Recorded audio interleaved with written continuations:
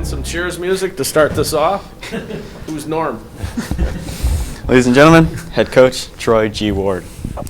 Norm. Well, you guys definitely had a pretty good result. Started a bit shaky.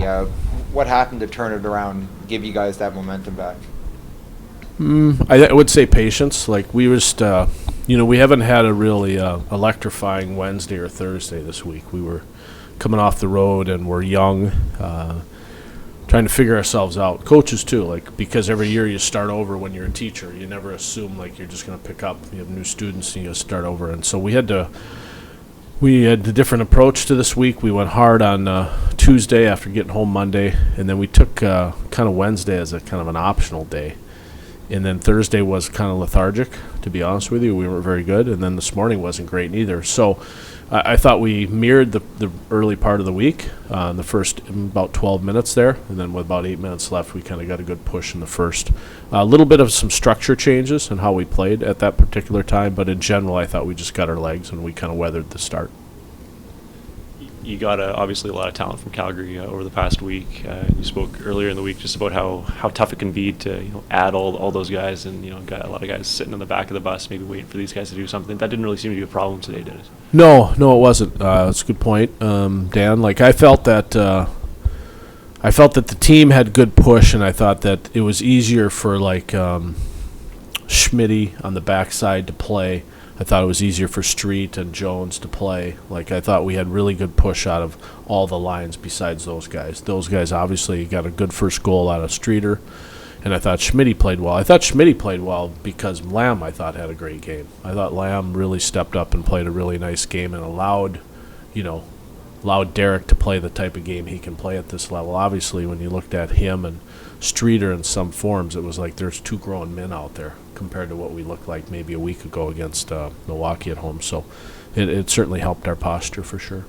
I mean, you guys outshot them. I think it was 25-4, sort of, mid first period to second period. I mean, and even in the big picture of the game, is it fair to maybe characterize this as the most dominant effort you guys have had this season? Yeah, that was the most dominant stretch we've had by far. I thought it was, you take away maybe the first 10 to 12 minutes, I thought that in general we played pretty well. We played well within our structure. I didn't think we beat ourselves too many times, and I thought our puck management was good. And probably in maybe my 4 years here, this was one of the more balanced four lines we've had. One as an assistant, and this is my third year now here. It was definitely our most deepest lineup where we had some four lines rolling and kind of running with it. And it helped our pace, especially, I thought, coming off the road. Could you talk about how much it meant to win this game after the not-so-great third period you have down in Texas? Yeah, well, we used the word response today. I mean, we felt we needed a response. The wheels kind of fell off, the engine fell out, and we ran out of gas all in one trip. So we didn't finish as well as we liked, but I thought the character was good. Our resolve was good all week. I thought the guys had good focus, and they wanted to make a statement. They wanted to say, like, that wasn't our team, that's not who we are, and good for the guys. The guys deserve all the credit. Last question?